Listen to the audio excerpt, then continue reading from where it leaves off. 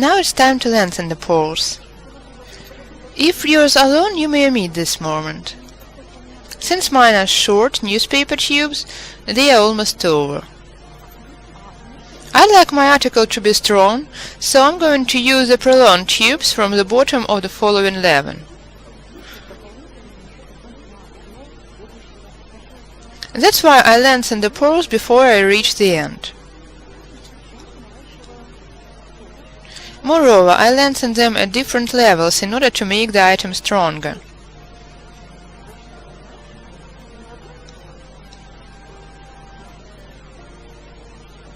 I make every other pole longer and take turns with the shorter ones.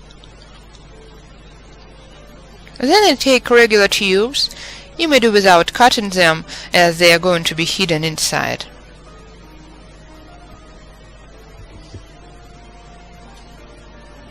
I use dragon glue where strength is required.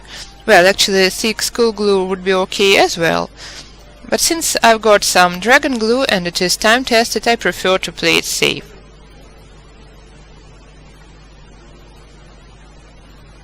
I just dip a tube into a glue a bit.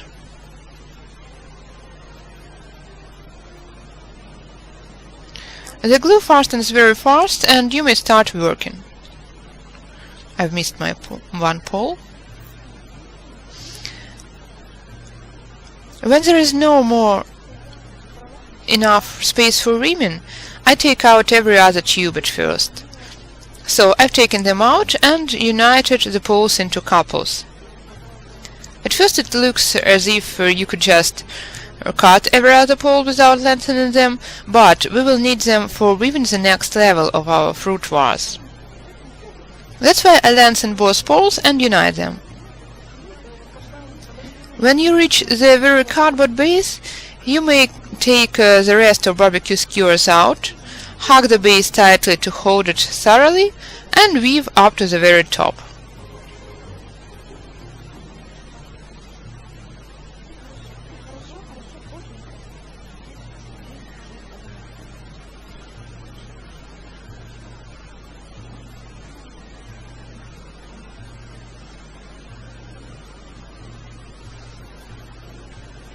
Here you can see I have woven the lower part of the trunk and started weaving the second pleat for the next level.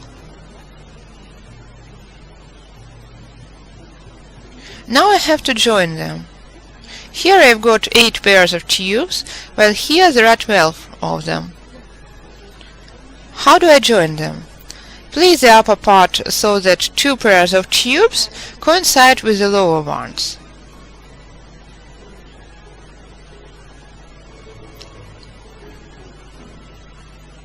I start like this. I join 2 pairs, make sure they coincide, and start winding them round. Join the second pair as well. Twine round the third pair separately, only the pair of the bottom is involved.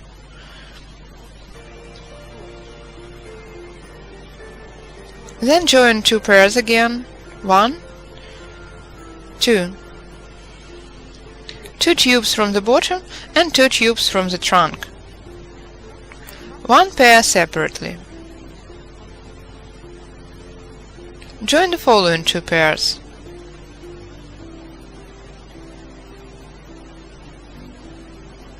And continue this way up to the end. Finish the second level. I've planned it like this. The lowest level has been edged with light tubes. Here my poles are dark and consequently I'm going to finish with dark edge. So I have to pass on to dark edge with the last light tubes. The second level is woven hanging with no breeze. I don't have to lengthen the tubes in this level because I've made use of the poles of the trunk.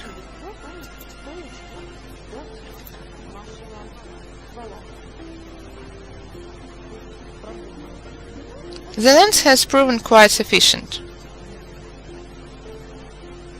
At first I started twining around double tubes, then I've separated them and continued twining around each pole individually. As for diameter, the lowest ray was 12 inches in diameter without edge. In this level I'm going to weave one more row and it will be 11 inches, quite enough. Every next level is going to be an inch smaller than the previous one. Finish in the same way rope technique and trim the edge with dark tubes. Moisten the tubes for edging. I see that the tubes are too short for making the same edge as in the lowest level, so I trim it in a bit different way. Onto one, under the next, onto one, under the next. Well, actually you can make any kind of an edge here, depending on the tube's length.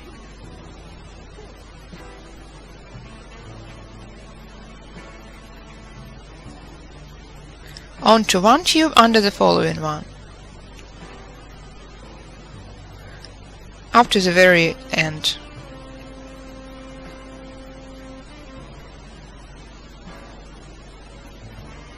The next stage.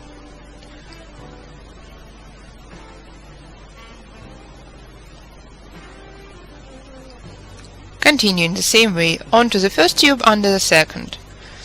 For the tubes to stick not too much, I make one more circle like this.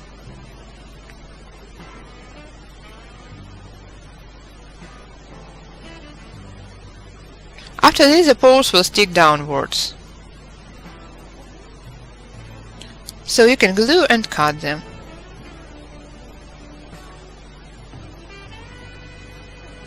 This way you're going to get a neat edge.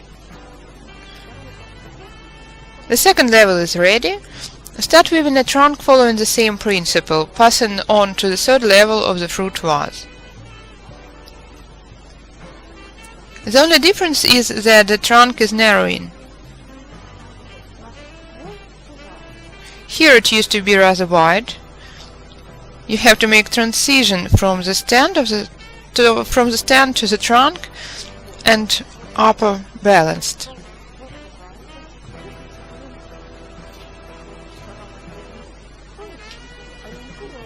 Here I'm trying to position the tubes according to the base. I'm going to hug this cardboard base with tubes from the very beginning. I will weave a couple of rows, put a base inside and hug it tightly. One more difference is that I'm going to make the edge light again.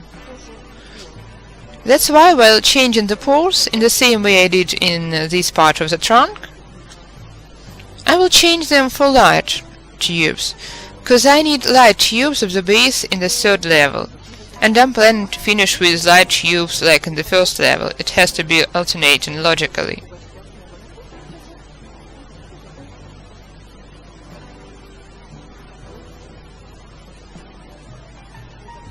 Before starting to weave the third level, I'd like to prepare for weaving handles in advance. Handles can be quite different. The first one presents a kind of a glass on top with a woven handle. It is very convenient. However, my experience has shown that as a rule a glass is useless. I was planning to put forks, spoons and knives inside, but it has been serving as a fruit vase for quite a while, only for fruit keeping, and the glass has never been used. So I made the next fruit vase with no glass on top. As an alternative, I woven the handles through all the 3 levels of the fruit vase. I like this variety as well. Now I'd like to try the third variety with no glass on top, but with handles fixed over the top level only. If I make it like here, but fix on the top level only, I'm afraid the top level will be too much stressed.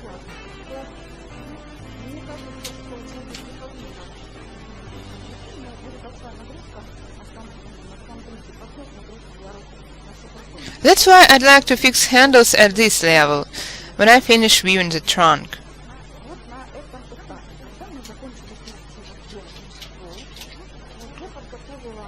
I've prepared for weaving the third level. Now I have to lead the tubes, sticking from this semi-finished piece through the future handles. The handles are made of one tube each, so each one is as long as a tube is. I've put wire inside, bent them, and fixed accurately. Here are my semi-finished handles. Now my task is to lead the tubes for the third level through these handles carefully, to distribute them.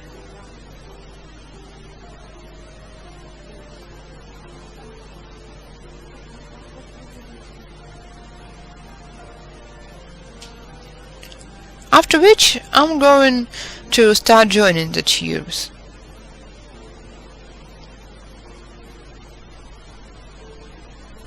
A bit of counting is required here.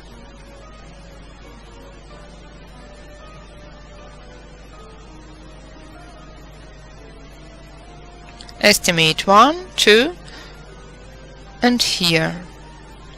Approximately like this. Now join in the same way as we were weaving over the second level. Continue weaving using the rope technique. Leave the handles. Here and here there are two poles.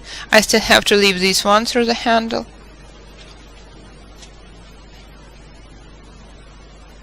This way will be okay. Now let's continue weaving.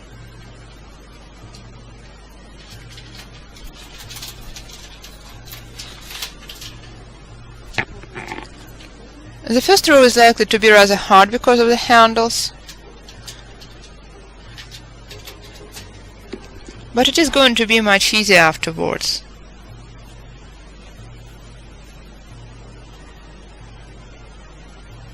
Look, lift the handle, hug these poles as well, lead here. It is rather inconvenient, but it is going to be easy afterwards.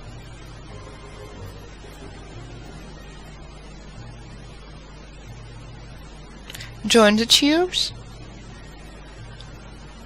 Here there is lengthening, and continue weaving. The handles will not interfere in future.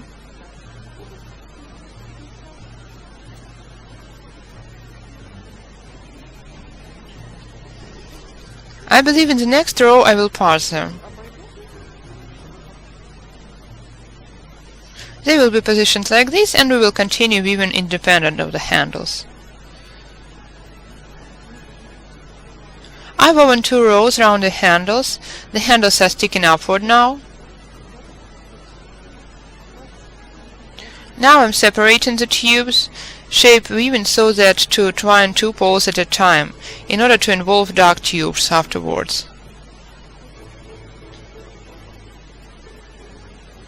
The tubes are distributed into pairs.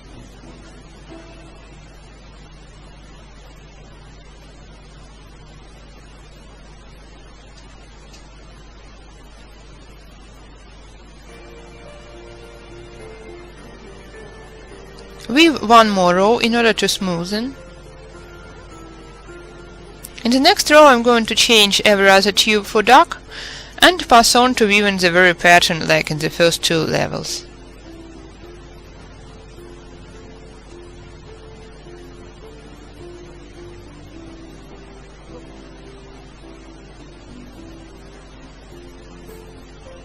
And continue this way up to the required diameter. The first level was 12 inches in diameter, the second one 11. This one is supposed to be 10. The third level is finished. Now trim the edge in the same way as in the first level, in order to make the lowest and the top level identical. How do I check if the length is sufficient? I take the shortest one and look. The edge was made like this. Onto the first tube, under the second one, onto the third one. It is long enough. The rest of the tubes are longer, so the length is sufficient. Onto the first tube, under the second, onto the third one. Continue. Onto the first, under the second, onto the third one.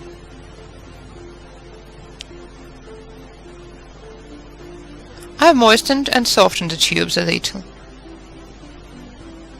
Onto the first tube, under the second, onto the third one.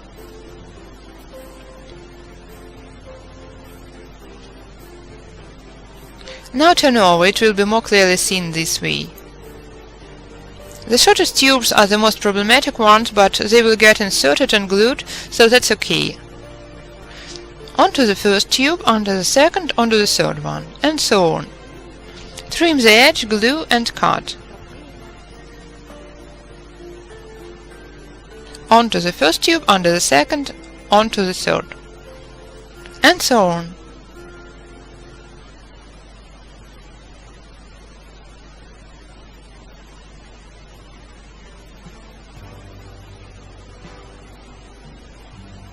So the fruit vase is almost over.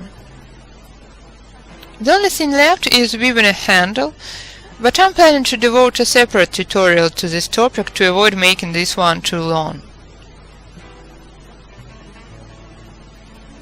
The key moments I'd like to draw attention to are as follows. First of all, a fruit vase looks neater if made of thinner tubes. Secondly, it looks nice with a trimmed edge than with tubes just cut. As for the color, it's up to you. It may either blend into the interior of your kitchen or make a bright spot in it.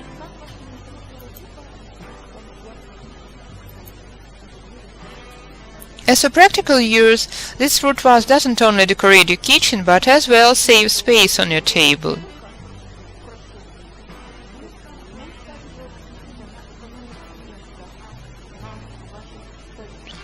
Thanks to a fruit vase like this, fruit occupy much less space on your table than without it.